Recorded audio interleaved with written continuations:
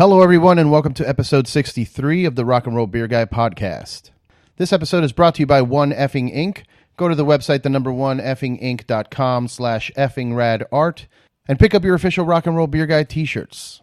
This episode is also brought to you by Fuzzrocious Pedals. Go to fuzzrociouspedals.com for all of your guitar effects pedal needs. Check out their clientele list. It's got bands like Candiria and Cave-In, Russian Circles, Queens of the Stone Age, and many more. When you place your order, make sure you let them know the podcast sent you. Also, come hang out with me on June 30th at the Sunnyside Cemetery here in Long Beach. The folks over at Phantom Carriage Brewery are putting on a festival called Festival Oscura. It's a fundraiser to save the Sunnyside Cemetery. There's going to be over 45 hand-selected craft breweries, cideries, and wineries. There'll be local food trucks, live music, over 20 local artists, plus vintage collectibles, literature. I mean, it's going to be a great time. I'll be there hanging out, so swing on by. Tickets are available for purchase right now if you go to the Sunnyside Cemetery event page on Facebook.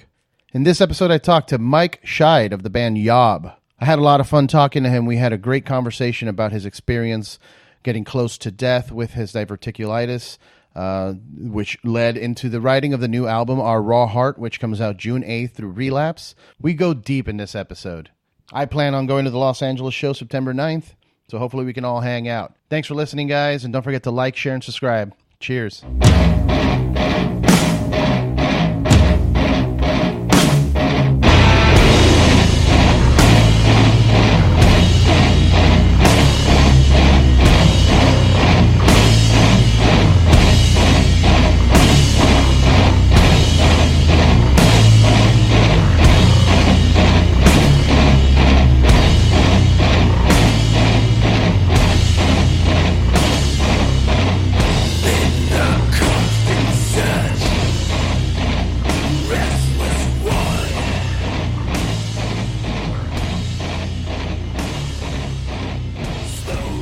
Welcome, everyone. I'm here with Mike Scheidt. Am I saying that right? You are. Awesome. Yeah. Mike Scheidt from the band YOB. Thanks for joining me, man. Thank you for having me. No problem. You guys have a new album coming out June 8th. It is currently June 6th, so in 2 days. Yeah. Our Raw Heart, Yep. which is currently streaming on NPR if you do want to hear it. How did that... I guess I don't really stay up to date with NPR too much. So how did they get into the game of like releasing like you guys' new music? I'm pretty convinced it's some kind of alternate universe thing where we just blipped into it and somehow this style of music somehow got on the radar. Your guess is as good as mine. That's awesome, man. I took a listen. I listened to it twice. So I put it on while I was doing some stuff around the house, and I remember looking around the house like, is anyone else listening to this? Because this is crazy. And then once I finished doing that, I played it again in my car because that's the actual true, when you can actually judge an album is when you're listening to it in your car, right? Yes. And it's just the only word that kept coming to mind was devastating. Like it's just it's so heavy and powerful and layered and melodic, and the singing portions they sound like they're just full of passion and pain, And I started reading up on you, and I saw that you had a really rough time while you were writing this album because you were on pretty much your deathbed, right? Yeah, there's a couple touch and go moments. That's wild, dude. So tell me about this. It was diverticulitis? Yeah. Well, I've talked about it quite a bit, and I think some of our supporters and friends are probably tired of sick of hearing about it. But it was contracted, so this is something you can just get. Yeah, it's something you can develop. That's right, and there is, I think, a genetic part of it, and there's a bad living part of it. So it's kind of like diabetes or anything else. Like, if you have a genetic disposition towards it, and then you decide to not live well on top of it, you're maybe perhaps more likely to get it than someone else. As far as, my diagnosis, it happened around the end of 2015. or no. Think about this for a second. Time just keeps on ticking. 2016 is when I was first diagnosed, and it's an intestinal disease. Once you have it, it's permanent, and it came from just being, having we just gotten back from tour in Europe, and I've gotten food poisoning coming home one time before, and pretty significant. And so when I started feeling a lot of, just pain and cramping, I thought, oh, maybe I'm getting food poisoning. Mm-hmm. And then within about a couple hours, I started thinking, wow, what does it feel like when somebody's stomach explodes? And I started thinking about like John Hurt and Alien and thinking maybe there was a problem. And so I got to the doctor and they did a CT scan, and sure enough, that's what I had. And they attack it with antibiotics and some diet to kind of get it to calm down. But that was something I have now and need to manage it. Well, 2 months down the road, and that was in January 2017, I got another attack, and it was pretty similar, but I knew what it was this time, so I was trying to kind of manage it on my own. And my girlfriend at the time, Chris, I told her what I was feeling, and she's like, well, maybe you should go to urgent care. And I said, well, let's see how I feel. And if I'm not feeling better in the morning, then we'll go to urgent care. And within about an hour's time, I kind of changed my mind and thought, well, maybe we will go to the doctor today, but let's go to the store first, because I wanted to make sure that there was enough food in the house, because I had this weird feeling that I was going to end up in the hospital. And so we went to the store, and then the first full-on brutal attack hit me there, like the brutal of brutals, and I just had this mortal sense. It wasn't fear or anything like that. It was just this mortal sense of something being truly not right. And like a survival instinct, right? Like you're like, yo, this is not right. Yeah. No, something is very wrong. And so I'm like, let's go pay now. We need to get back home now. I couldn't get out of the car and couldn't move. And so my mother happened to be in town, and she drove over and picked us up and took me to the emergency room.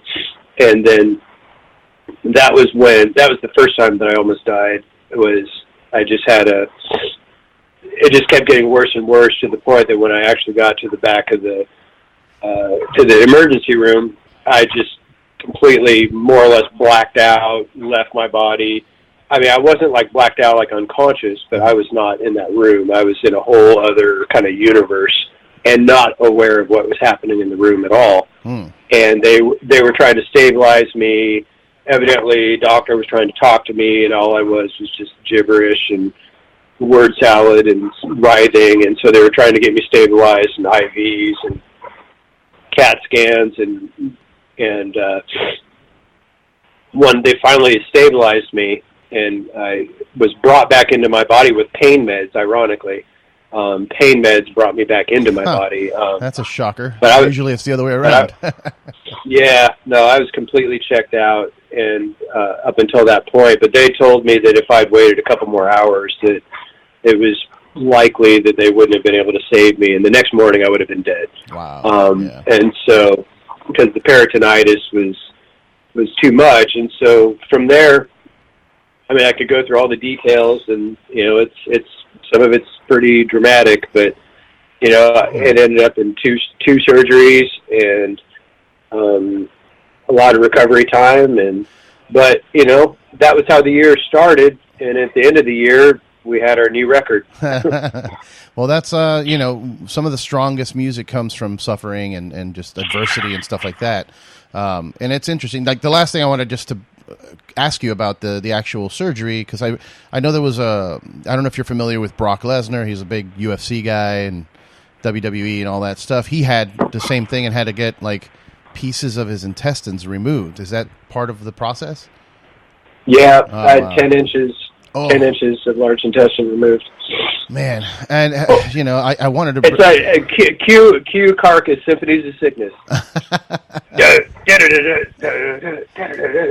it would be Swearing Massive Infected Virulency. That would be the song. Jesus. Yeah, man, it's nuts. I had a similar, I mean, it wasn't diverticulitis, but I had a very bad issue with my stomach many years ago where I wasn't aware. I never got the proper education, I guess, about my body to know what, like, my appendix was. And, yeah, and I had this one incident where I used to smoke a lot of weed and go work out.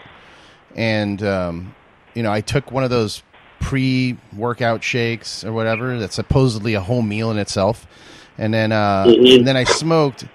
And right before I left the house to go for a jog, I was like, you know what? I'm kind of hungry. So I ate on top of that.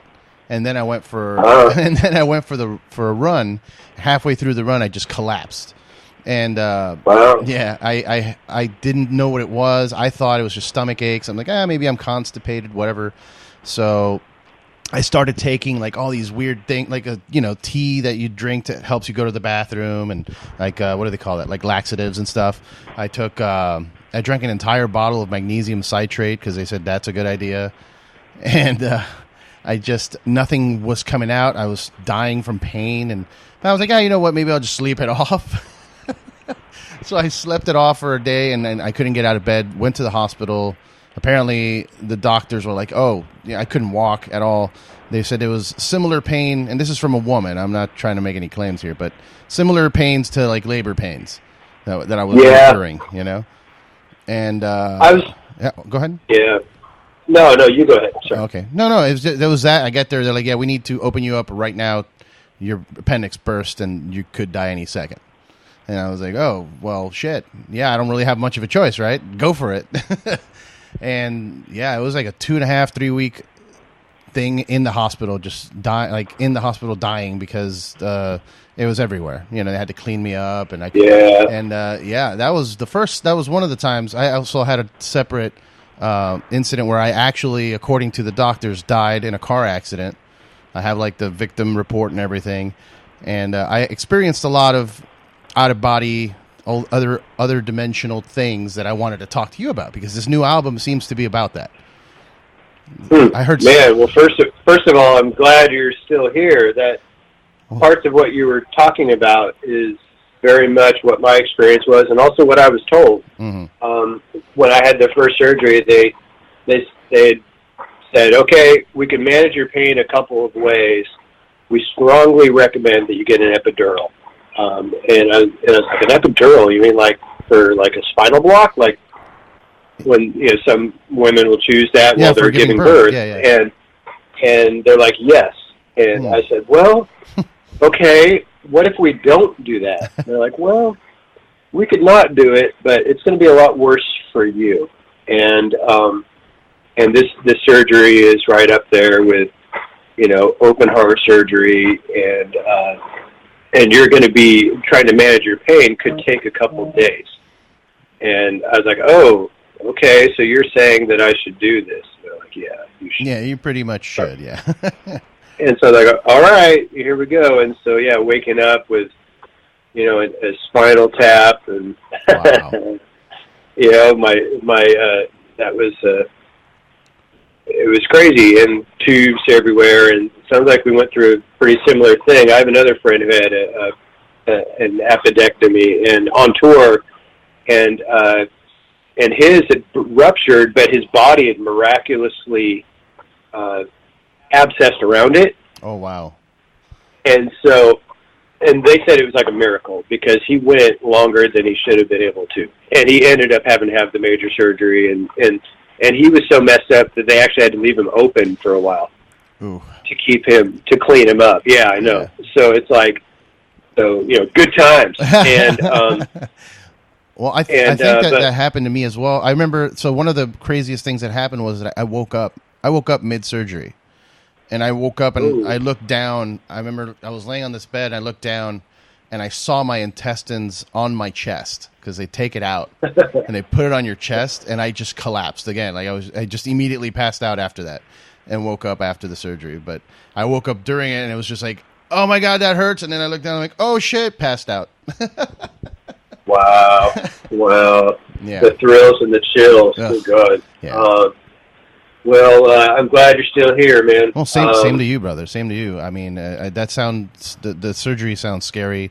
Having to get pieces of intestines removed does not sound fun. Even post, like, when you go in there, it takes months of recovery, of pain, of just the bruising that happens from cutting all that in there, Well, yeah, and that's definitely been, part of my recovery is and a big wild card, which is like, at what point am I going to be able to start bearing down on my body to sing? Mm-hmm. I mean, I can sit there with a lighter guitar and fret things, but it's not the guitar I'm the one that's compromised, not the guitar. Yeah. And so the instrument there is doing what it's supposed to do, unlike my organic instrument. And so, yeah, there's not just muscle atrophy from not using my diaphragm and losing air capacity and just everything that shrinks around an injury, scar tissue, having to, basically go through physical therapy and get things moving around again, but then also building up strength and kind of it was really painful. I had to break up scar tissue by bearing down on it, but I couldn't bear down on it too much because then I could herniate the incisions, and they said I could herniate for up to a year after the surgery. And so I had to be very slow, deliberate, careful. Luckily, I've had a lot of really great vocal training, and from this guy named Wolf Carr in Seattle, and that's CARR if anyone's curious about an amazing vocal coach who gets modern vocals and is not going to wag his finger at you if you're screaming or death roaring. Yeah, he's going to help you. But so I had a good place to build from, but there was no guarantee. Like, I didn't know what the end result was going to be, and luckily through his training, I was able to kind of explore some other resonant places in my head and in my nasal cavity and my upper chest and things that weren't necessarily bearing all the way down, and just finding places that felt good to send air to, because I just didn't want to make bad noise. I mean, I knew I was going to, but I didn't want to, and so I was trying to make it sound as good as possible. And as I built and loosened those things up, and it took a while, once I got to a baseline where I started to feel like, okay, this is kind of where I was, it was actually better than it ever was, better than I've ever been, because I had all these new places to sing from that I wasn't really utilizing before. And so it made my voice better. It's kind of a weird thing. There's parts of me that aren't better in the sense that I'm still in recovery, I think, a little bit. I would say so, man. I mean, when was the surgery? Late last year? Early last year. But it's like and part of it just may be new normals. Like, it's just everything was so utterly compromised in there and cut out and rerouted and multiple incision sites and it just, when you think about your midsection, it's like when you pull your neck out or something and you don't realize what it's like you take for granted what it's like when everything's lined up and good. Yeah. And you can't turn your head. And how it affects like every single thing that you do for the entire day, just that one little thing that's out. So now I just apply that to my entire midsection. Jeez. Where knives and wired brushes were involved, and it just it's taken a long time to get back to a baseline, but a lot of amazing insights and experience have come with it, and I mean, I think one of the big insights for me is, and it's true for every single person, it's just easy to not think about it. It's morbid in a way, but it's true. It's like you don't know when your last good day is. Yeah. And so, it's good to be maybe mindful of how we're spending energy and spending our emotions and what things provoke outrage versus, and I'm talking about like little, first world problems. Right. And, people complaining about their coffee at Starbucks or something. Yes. Yeah. Well, and it's all relative, but I think that and I'm not meaning to make any kind of overtly political statement, but I think in an individual's kind of own life stream, what I know for me, the choices I make with my energy now to support my health and recovery and being able to do things that I want to do and have a focus that's largely a constructive one, man, it's, it's hard earned. Yeah, man. And I'm not perfect at it by any means, but I do see where if I look back on time and, where I've used energy in ways that haven't been helpful and haven't been supportive to myself and I get to have a choice now in how I do that. And so I'm grateful for it. Yeah, man. And I give you tons of props. Because yes, your voice sounds stronger. Like I was saying in the new album, the vocals are incredible. And then just even the mental strength that it would take to not give up on when you have something so physically, like such a big physical problem. It's easy to just be like, I'm not going to recover from this, or like I'll never be able to do what I was doing before. Now I'm going to have to change everything. And you persevered through that, and are releasing this new album. That's like I said, it's incredible. And I had a lot of help. Well, that's good too. You had a lot of people on your side, helping you out and supporting you. Yeah. And then the artwork of the album is very, I see some sacred geometry and stuff like that on there. So I wanted to ask you a little bit about that. Like when you were out or when you were close to death or something like that. And I know this might be too morbid for some people, but it interests me because I was there, and I experienced that as well. And it's not a lot of times that I get to speak with people that have experienced something similar. A lot of people, they experience something similar via psychedelic drugs or something like that, but not from your actual brain chemistry, So I wanted to ask you, what did you remember seeing anything or seeing or feeling something? You mentioned being outside of your body when you were at the hospital. So what did you really feel from that? Well, what preceded it was I was in a wheelchair, and it was the part of that process, that charming part of the process where they say, get up on the table, take off all your clothes and put on this gown, put on the breezy gown, the hanging your butt out the horse trailer feeling. Yeah. And so I tried to stand up out of the wheelchair, and then a wave of pain hit me so hard that I couldn't move. And that was one of the last things I remember from being in the room. I vaguely remember being helped onto the table and my clothes coming off and a gown coming on, but what really happened there was then there was like the light of the room, and then all of a sudden I was to the side of my body. I wasn't like hovering over it, looking down or anything like that, but I was to the side. And then from the side, then all of a sudden just this whole thing opened up, and it was kind of like looking out if you're standing on the beach and you're looking out over an ocean where it's one of those really long beaches where there's just nothing that is obscuring your view. Okay. So it was just looking out over this vast thing where there was kind of no real horizon to speak of, and it was like just washes of orange and purple and blue and kind of greens, and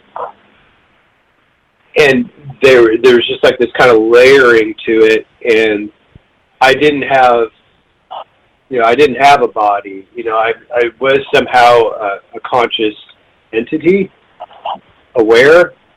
Okay. But I wasn't me. I was not a father or a bandmate or a gender or no past. no idea of a future, no fear. I wasn't afraid. And there was this shifting quality to everything that I was seeing, and this feeling of like it being so vast, like looking out into the night sky, but at the same time it being really, really close too.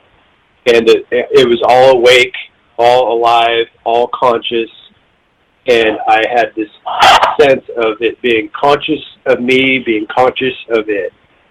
And almost like a single nerve ending, just like making connection to the body as a whole. And though it's not disconnected to begin with, and it's all part of one thing, but just a brief moment where it just was like a shared awareness. And then that was when they admitted it. In this process, I was writing on a table, and they were trying to communicate with me, and I wasn't responsive, and evidently I was making a lot of noises. And that was when they gave me the first, they hooked up the IV, got antibiotics going, and then they gave me some pain meds. And I vaguely remember them saying, okay, we're giving you the first bit of pain meds. And that was when I really came back, was when those things actually entered my body, because I had so dissociated from everything that stuff entering my bloodstream, and I felt it like my pain immediately like erupt again out of nowhere. Wow, yeah. And then I was fully back, and I was like, this isn't working. and they had to wait 10 minutes before they could give me another shot. And so then they did, and then it took about another 20 minutes. So I had 100 cc's of Dilaudid. So in about 20 minutes after that, so this is probably like a half-hour-ish endeavor, then all of a sudden I went from just being in the worst pain in my life to sitting there with doctors, nurses, Chris and my mother just kind of going, hey, sometimes you got to go to the hospital, what can I say? And, you could fucking cue the wah-wah guitar and, hey, and it was just, and then I was just, but I looked on everyone's faces and just realized that what they experienced was something very different than what I had just experienced, and they were watching me die on a table, basically. Wow. And they caught it just in time. Yeah.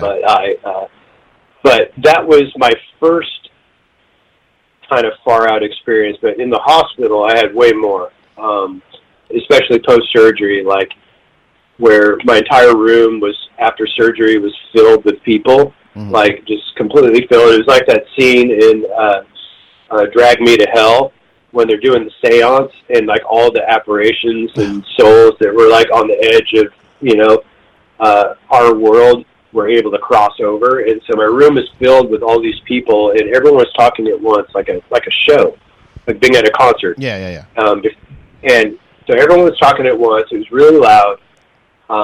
There were people walking behind my bed. My bed was against the wall, but it was like being at a subway or at a park that's really, really busy. And so people are just walking behind me, and tons of people were talking to me too, all at once.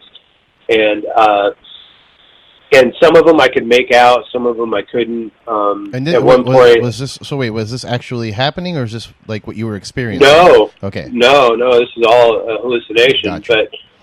But I was doing. I have a friend named Sean Young, who's he's been a practitioner of Tibetan Buddhism for about 20 years, and he's an ordained lama and has done multiple, long retreats and nice. And he'd given me, and I've spent a lot of time kind of fitfully, consistently, inconsistently meditating, and I've had periods of time where, the stuff that I write about, I thought, man, I'm fucking just a huge fake, because I'm writing about this stuff that really does matter to me, but I'm also ultimately in a, like, depression spirals, but yet when I really needed it, that stuff came to my aid. And a couple of things that Sean had given me to work on for myself were things that came to my aid when I was hallucinating the full tilt boogie, and a nurse and a CNA came in to check on me but they were wearing like 50s nursing outfits, including the big red cross on like the old 50s nursing hat, and they didn't have faces. Wow. And they were leaning it way too close to me, and I just would root and say the mantra that was given to me, and I could tell what was an apparition and where I started and that stuff stopped, or vice versa, where I stopped and those things started. And I was able to kind of, when nurses would come in and ask me how I was doing, I'd be like, well, the dry erase board's melting down the wall, and the entire room is in silver fire, and there's tons of people in here, and they won't shut up. I was visited by this cat, where, like, it was weird because the room was completely, the lights were turned out, but when this cat showed up, it was like there was a spotlight on it, like on a stage, like when somebody steps out at a dark stage and then all of a sudden there's a spotlight. Yeah. I felt this plop, plop, you know, like when a cat jumps on your bed. And, you know, that feeling, you're never like, oh, fuck. You know, it's always like, you know, it's more like, hey, buddy, you know, come on up. And I look down and I see this silver cat with these crazy blue eyes, and it was completely silver and really round, but not fat. Mm-hmm. But just kind of a round cat. It had a white spot on its forehead, and it had a white spot on its chest, but it was completely silver otherwise. I'm like, hey, come up here, and it climbed up on my chest, and it touched my nose with its nose, and I could feel the wetness of its nose, and I put my arms around it, and then it just like disappeared. But it was like one of the greatest, like, illusions, hallucinations, whatever, one of the greatest feelings I think I've ever had. That's interesting, yeah. And, you know, what combination of being on death's door and drugs and, you know, who knows what all that is, but that stuff is stuck with me, and it was definitely, you know, when I've told those stories, I've talked to a lot of people who have had varying, you know, either their own experiences or their own extrapolations, and they all seem very certain of their view of it, whatever it is. But but it definitely is stuck with me. Well, it's definitely something hard to describe. You know, I've had that same thing where I know what I know because I felt it and I experienced it, and I have no way of convincing anybody else that, you know, what I saw was real. But I know that it is, or whatever. You know what I mean? So, and I know that when you're in that state, your brain releases all kinds of chemicals to kind of deal with whatever's going on top of the, like you said, the pharmaceutical drugs that they were pumping into you for pain and whatnot. But yeah, it's crazy that stuff feels very real. And, you know, during my exploration of that, I went really deep, you know, because once I was able to move around after the car accident and everything, I went real deep, like traveling to Peru and meeting with gurus out there and meditating and all that stuff as well. And I just, you know, I was able to kind of reconstruct what I had seen when I went out, because when I went out, it was kind of like a snap of a finger, you know, it was just very quick. And coming back to it, just being able to constantly get into a meditative state where I can actually leave my body behind and go see other crazy experiences, kind of like what you were saying with the cat, you know, other crazier things like that. And are they hallucinations? If they are, why do I feel them? You know, why did you feel the wet nose of the cat on your face? You know, like that kind of, like, what is all of that? And we're not going to know until you die, basically. You're not going to really know until you're there permanently, or for at least outside of this human body that we got. So it's pretty nuts, man. And I appreciate that you're writing about it and bringing, you know, some of those ideas into the forefront. I feel like more and more people are looking into that, because it's an interesting thing. Like, why not try and do a little research as to what happens to you once you die? Because that's the one thing that's happening for sure. Well, you know, I think, you know, going back to that idea of you don't know when your last good day is, and you're, you know, I mean, of course, we want to live our lives to the fullest, and sometimes it's not really like it can sound like a value judgment, or it can sound like somehow some kind of connotation of what is good and what is not good. But I think that, any amount of effort that, it's like whatever your last good day is or your last good moment is, whatever the state of mind you're in at that moment, that is the state of mind from which you get to deal with your worst day of your life. And so to me, it's a matter of really questioning everything. It's like if all my thoughts are a sushi island, and it's just going around on this big circle, and so you sit down at your table, and then there's this sushi that comes across, and, I hate eel. I'm not into eel. I'm not into certain things. I really don't even eat sushi anymore, but this is an example. It's like, so all this stuff comes across, and we've just been taught that all these things that are coming across, we're supposed to eat it. Right. And that it's all us. So all these things that go by, we don't understand how we got there. We don't really actually know what sushi is.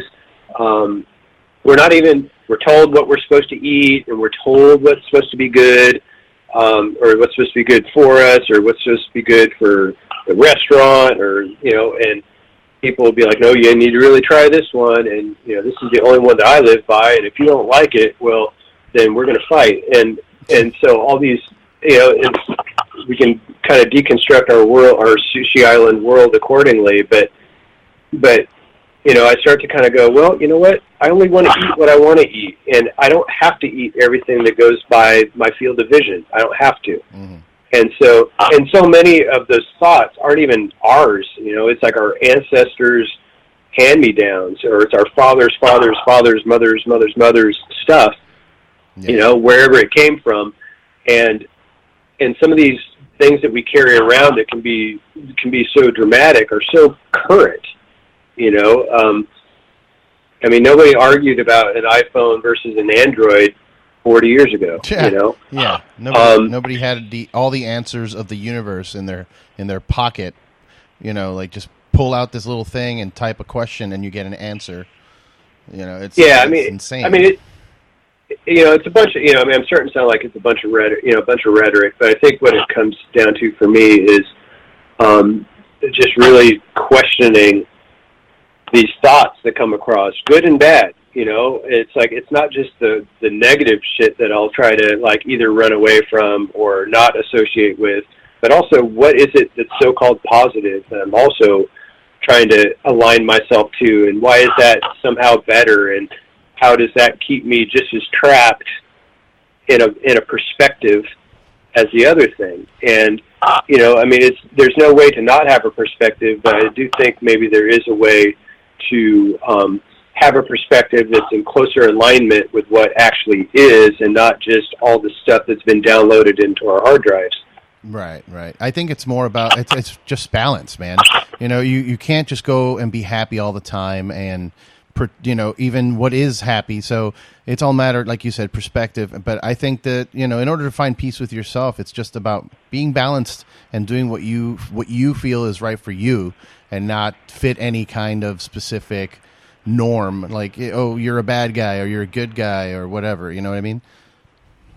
Well, and it's always interesting to me, how and there's all different kinds of lessons that get learned, and the times in which they get learned.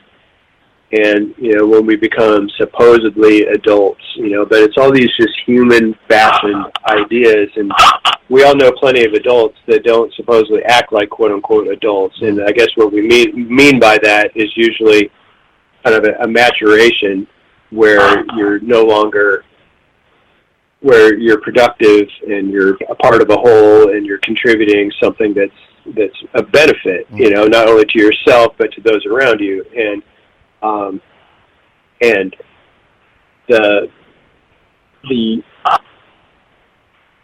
there can be just this so many things that just get taken for granted, and we value our individuality so much, and it is something to be valued, but it's also entirely dependent on the air we breathe, the fact that all these elements in our bodies came together. Everything that we know is a lineage of things that were handed down from people that lived before us. We live as much in the ideas of dead people as we do living. And not all of those dead ideas are exactly spot on, as we learn and grow and learn more about our environment, but we'll still carry this stuff around. And if it's contributing to, it's like if you zoom out far enough, what is any of it? This is stuff that it's not useful in politics. It's not useful in an argument about, who's got the best beer or burger or anything like that. It's not really helpful. And yet taking all these things for granted becomes then the fuel to give all these other ideas their juice so that we can potentially attack each other with them. And it's stuff that had a beginning in time, and maybe parts of it are helpful, but man, some of it is just not helpful at all, and you can just see its result in our collective experience. And no, I'm not. There's no patchouli anywhere near me. Well, be clear, I mean this. I mean this in somewhat of a ruthless way. I don't mean it as like necessarily peace, because I think anybody who sits down and really tries to climb into their mind and sit on a meditation cushion, I think they'll find that it's anything but peaceful. No, But that is the work, is to unravel your own Rubik's Cube. Yeah, and it's funny because I always am encouraging of people to ask questions and open their mind and kind of research themselves.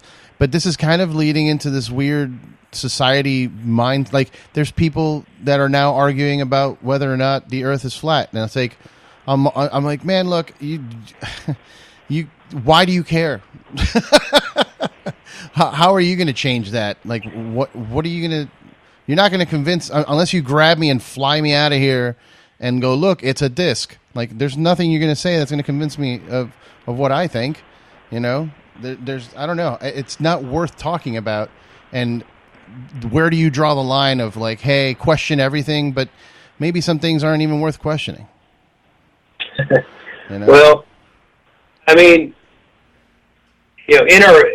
our bodies, right? We have hearts, liver, spleen, appendix, large intestine, small intestine, anus, brain, tongue.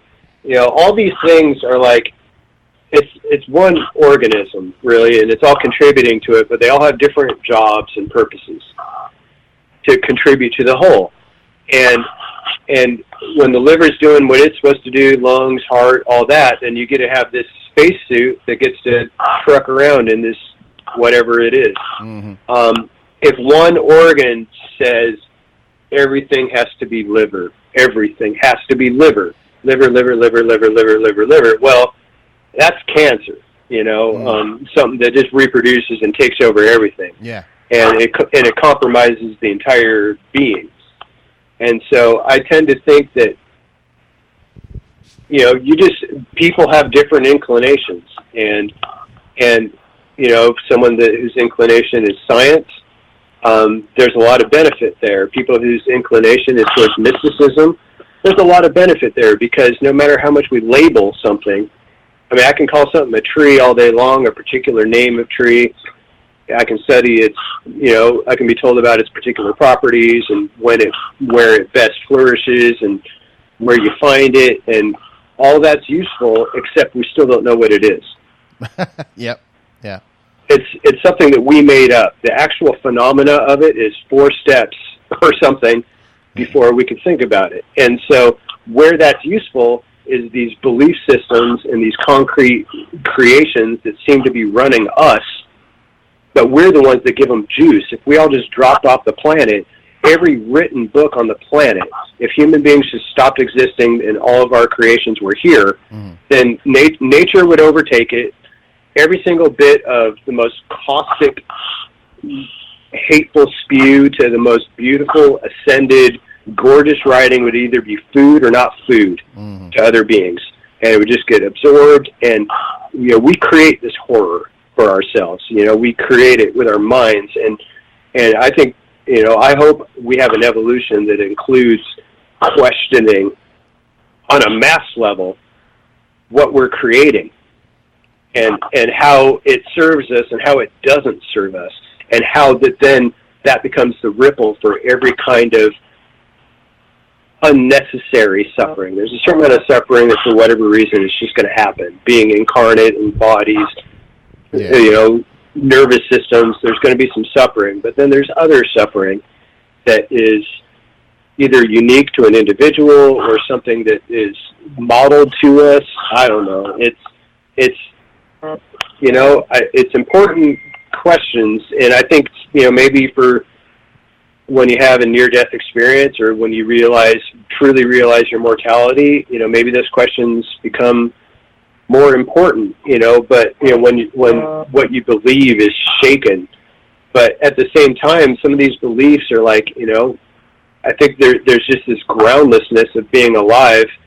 Nobody knows why we're doing it or what it really means, and all these beliefs and concretized mind stuff becomes like these rowboats out in this giant universe, and we're all salt dolls, and nobody wants to get dumped into the ocean and drown.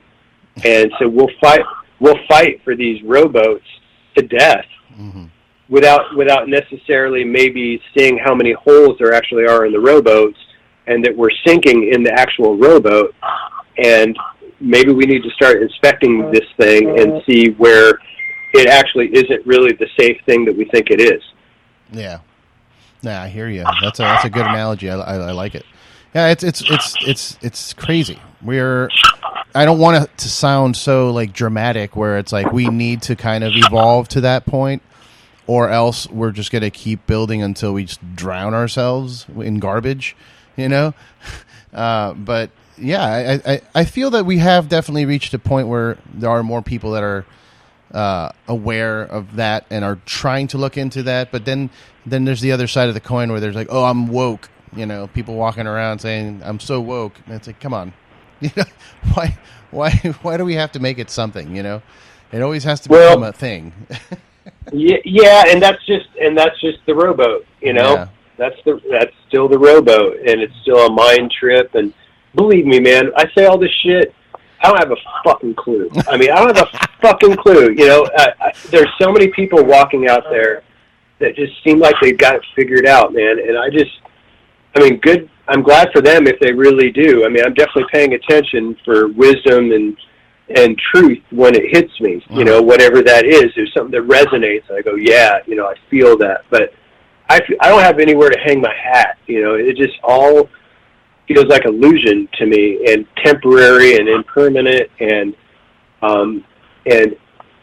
anything that's clung onto or attached to is like this sense of futility, other than just questioning the apparatus from which I'm trying to attach or run away. That kind of makes sense to me, of like questioning that. But as a result, I can fucking have rhetoric all day long, and it's still just, I could also just shut up, and just live it, and grow, and have no better clue of when I actually die than I do at this moment. I don't know, but not knowing and seeing this world and everything for this vast, crazy ass acid trip mystery that it is, somehow feels closer than 9 to 5, and being not that 9 to 5 there's anything wrong with that, there isn't, but being stuck in a mindset, and being stuck in a mind frame, a particular mind frame that's asserting a particular thing. And I do think that some assertions are based closer to truth than not, and by truth I mean the ways that we judge each other, like from a religious perspective, for example, and assert that so-called people are saved and so-called people are damned, and all the damage on the planet that's done in that name. And it's like, well, if we're all just creations of that, maybe we should just try to be good to each other, because that's what those books supposedly say, and let our collective gods figure it out later, because, I mean, it's not really for us to say, is it? You know? Yeah, I find that funny how all those books talk about that, like, be good to each other, but yet here we are, you know, inquisitions and people getting murdered and all that stuff. It's like, well, this isn't really what's in that book you're following so feverishly. It's crazy. Yeah. No, I hear you completely, man. And I don't know either. But, I mean, one of my favorite quotes is that, like, all I know is that I don't know that song, that old song. It's so true. It rings true to this day, you know? Well, you know, and it seems trite, and it seems tired, and it seems like, you know, a jaded kind of perspective might look at that and just be like, you know, the hardest eye roll ever, until they get hit by the car, or until the disease hits, and all of a sudden those questions become like the most important thing that you've ever thought about. Yeah. And all of a sudden it's about what you love and who you love, and all of a sudden it's about making amends, you know, and you realize your whole life turns upside down. And no matter what the perspective is, it's going to get recycled back in. Jesus. Yeah. We don't get ownership over this stuff. We don't. Yeah. I don't believe, you know, and fuck, man, I've realized in many instances where I thought I knew something, and life just does the smackdown, boom, and you realize what you don't know, and that you've been kind of acting like an idiot, and what can you do, you know? That's just part of the deal. Yeah, you can just try and change so that you don't make a similar mistake or something. At least that's what a normal, like, you know, a sane person would try and do, because a lot of people don't get that. You know, a lot of people make a mistake and they just keep making it. But I don't know much about sanity, so I can't really say. Well, I will say that, you know, just to kind of, I have a couple more questions just to wrap it up quick, but okay, cool. I will say that, you know, I appreciate you being here and enduring that whole thing and still pushing forward, and what looks to be like a really big year for you, you know, with the release of the new album through Relapse, and you got this big tour coming up. You're getting back on the road. You're on the cover of Decibel. You know, like, things are looking good, I would say. Yeah, weird. So you may not know what you're doing, but it's working. Yeah, you know, it's yeah, man. I mean, I've had a weird sense pretty much ever since I got sick of kind of, you know, we always, you know, I think I felt like I've been in the driver's seat, you know, throughout my life, and these days I feel like I'm in the passenger seat a lot, you know, and I'm not quite sure. Sometimes I think I'm driving, sometimes I'm not sure, and I don't mean this is some like spiritual woo-woo thing. It's just this weird sense of just things unfolding, and for me, it's all an honor, but, you know, at the end of the day, it's, you know, no matter how good something does or whatever it is, the work is the same, you know, and it's head down, feet in the mud, working on shit, working on stuff to the best of my ability. Nothing's different in that regard, and it's all beautiful, but it's going to come and go. Yeah, you just got to put work in, and be able to remind yourself to take a moment every once in a while to just appreciate it. Because I have issues. I have issues with that myself. Me too, man. And yeah, I have big issues with that. Just slowing down and actually enjoying and building some kind of architecture internally that would allow for a compliment to stick. Yeah, you know, and that is a personality defect I have, and I definitely am aware of it. Were you always like that, or is this something kind of recent with the, you know, after the whole thing with the illness? Oh, you know, I mean, I think it's always been true, though I think I had a little more of like a, you know, my relationship to all of that was a little more, I mean, I've always had balancing factors outside of music, You know, I mean, raising, you know, having kids, being a dad. Yeah. And you know, also, you know, the perceptions of what people think is success versus what the experience is to be in a particular place can be very different. And so, but, you know, the music for me in general, as a listener, as a fan, as a writer, is a symptom of expressing, just being incarnate and trying to make sense of things. You know, it's not about trying to get from point A to point B, or, you know, or any kind of, you know, it's just about trying to process that stuff. And so that's no different than it was, you know, 20 years ago. But I do feel like as time goes on, I mean, 15 years ago or 12 years ago, you know, the band was still pretty unknown outside of, you know, a small circle of people, and we never expected anything more than that, or aspired to anything like that. You know, this was outsider music, and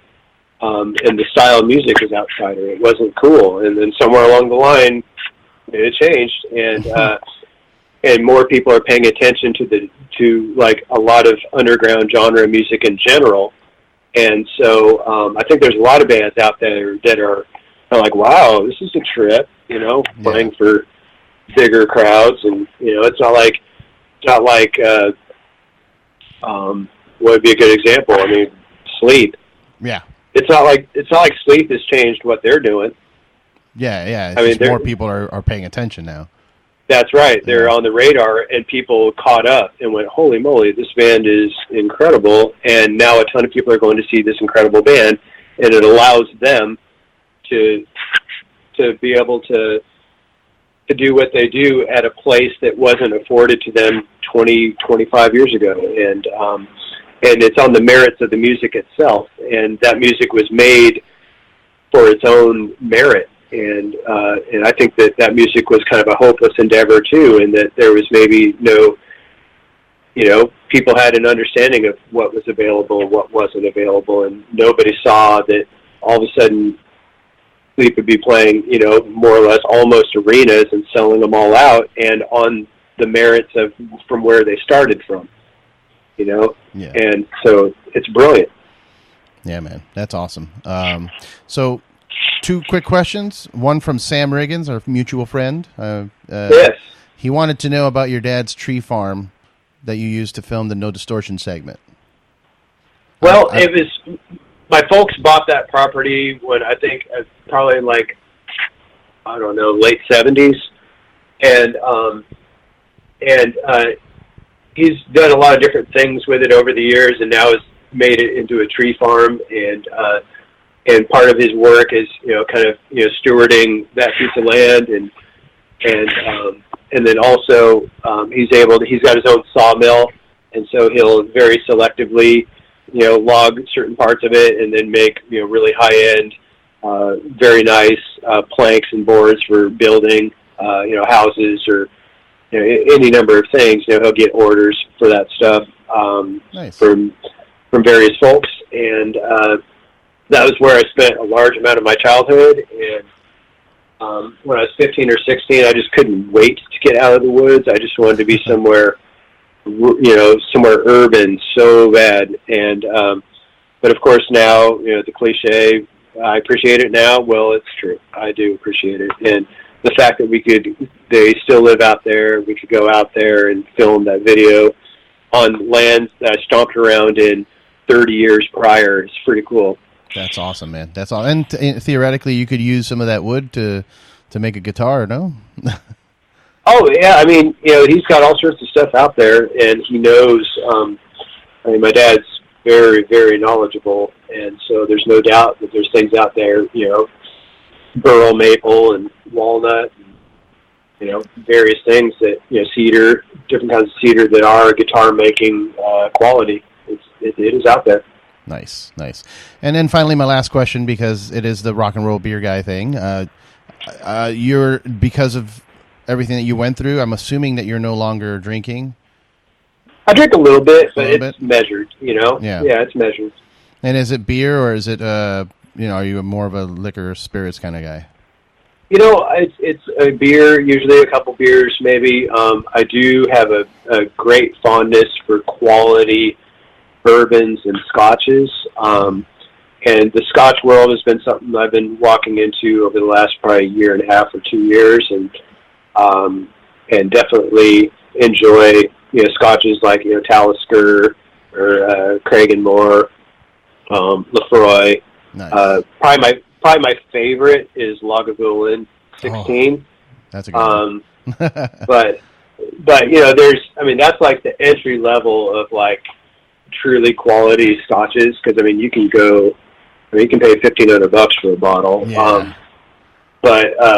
And that's not happening in my lifetime, but I do appreciate the craft and what those things are.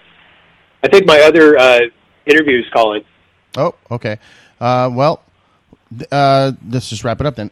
Thank you for joining me for the podcast. You guys, June 8th, pre-order the record, Our Raw Heart, on vinyl through Relapse. You guys have an extensive tour coming up as well. Hopefully, I can catch you at the September show here in Southern California. Yes, very excited. Can't wait to get out and play the new music. And, it's been a long time since we've been on the road, so we're really excited and can't wait. All right, brother. Well, thanks again, Mike, for joining us. Please follow the band. Like I said, pre-order the new record. It's incredible. And cheers. Cheers to you, man. Thanks for the time and for listening to my weird-ass rhetoric. And I hope that, it's going to be a good summer. Looking forward to it. Yeah, man. I'll see you out here in September for sure. Sounds good. Take care.